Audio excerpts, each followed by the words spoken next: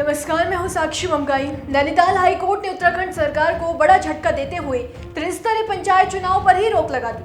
अब सवाल यह है कि एक ऐसा चुनाव जिसकी अधिसूचना जारी कर दी गई थी, जिसके लिए आचार संहिता को लागू कर दिया गया था और जिसके लिए 25 जून से नामांकन प्रक्रिया शुरू करने का ऐलान किया गया था, आखिर सभी तैयारियों के बीच उस पर हाईकोर्ट ने रोक क्यों लगाई? केवल 5 बिंदुओं में आपको इसके पीछे की पूरी कहानी हम समझाएंगे, बताएंगे कि उत्तराखंड पंचायत चुनाव का ये पूरा माजरा क्या है। पॉइंट नंबर 1 से शुरू करते हैं। शनिवार को उत्तराखंड में त्रिस्तरीय पंचायत चुनाव का ऐलान किया गया था, जिसमें कहा गया था कि हरिद्वार को छोड़कर राज्य के बाकी 12 जिलों में अगले महीने 2 चरणों में चुनाव होंगे। पहले चरण में 10 जुलाई को वोट डलेंगे और दूसरे चरण में 15 जुलाई को वोट डाले जाएंगे। 25 जून से नामांकन शुरू होंगे। राज्य निर्वाचन आयोग की ओर से पंचायत चुनाव की अधिसूचना जारी करने के साथ ही नगरीय क्षेत्रों और हरिद्वार जिले को छोड़कर बाकी राज्य में आदर्श आचार संहिता प्रभावी हो गई थी।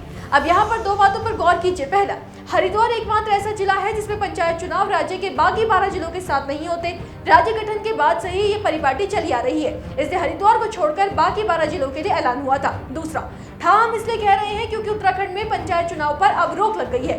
नैनीताल हाईकोर्ट ने यह फैसला लिया है। 2 दिन के अंदर ऐसा क्या हो गया जो उत्तराखंड में पंचायत चुनाव पर रोक लग गई, ये जानने के लिए दूसरे पॉइंट पर बढ़ते हैं।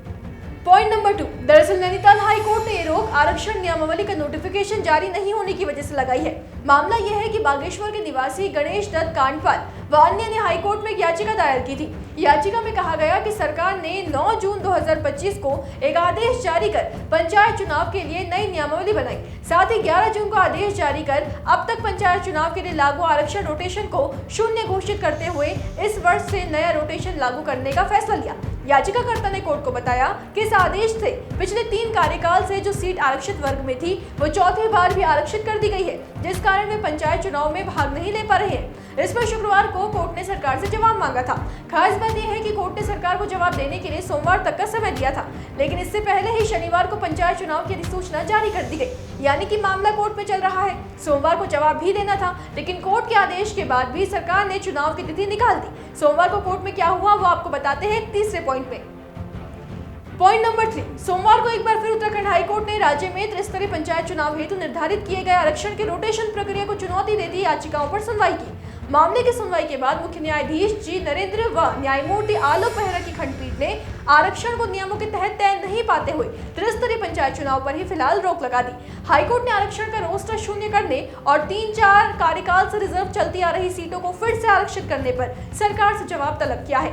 साथ ही हाईकोर्ट ने टिप्पणी भी की है कि आगे किसी भी तरह की चुनावी कार्रवाई नहीं होनी चाहिए। जाहिर सी बात है कि राज्य सरकार जिसे आज कोर्ट को जवाब देना था वो कोर्ट को रिजर्वेशन यानी आरक्षण की स्थिति से अवगत कराने में असफल रही, जिस पर हाईकोर्ट ने उत्तराखंड त्रिस्तरीय पंचायत चुनाव पर रोक लगा दी। इस पर चौथे पॉइंट में समझिए कि ऐसा होने की वजह से सरकार विपक्ष के निशाने पर कैसे आ गई। पॉइंट नंबर 4, देखिए पंचायत चुनाव को लेकर पहले से ही सियासत तेज थी। एक तो देरी से चुनाव होना, ऊपर से पहली बार पंचायत चुनाव 2 चरणों में कराया जाना। इन सबको देखते हुए कांग्रेस ने सरकार की घेराबंदी की थी। गुस्सा और बढ़ गया है। हाईकोर्ट के फैसले के बाद मुख्य विपक्षी दल कांग्रेस सरकार पर भड़क गया है। कांग्रेस ने कहा कि सरकार की मंशा स्पष्ट हो गई है। हाईकोर्ट में कांग्रेस की आशंकाओं पर मुहर लगाई है। सवाल यह है कि आगे क्या होगा, इसे 5वें पॉइंट में समझिए। पॉइंट नंबर 5, देखिए अब सबके मन में सवाल उमड़ना लाजमी है कि आगे इस पर क्या होगा, तो इसे ऐसे समझिए। क्योंकि उत्तराखंड हाईकोर्ट ने चुनाव पर यह रोक पंचायत चुनावों में आरक्षण व्यवस्था को लेकर स्थिति स्पष्ट न होने के कारण लगाई है, इसलिए अब सरकार को आरक्षण की स्थिति को स्पष्ट कर कोर्ट को संतुष्ट करना होगा, तभी चुनावी प्रक्रिया आगे बढ़ सकेगी। यानी जितनी उचित और जितनी जल्दी सरकार स्थिति स्पष्ट करेगी, उतनी जल्दी प्रक्रिया आगे बढ़ पाएगी। देखना अब यही है कि इस मामले में सरकार का अगला कदम क्या होगा। आप भी अपडेट मिस न करें, बने रहे देवभूमि इनसाइडर के साथ। देवभूमि इनसाइडर।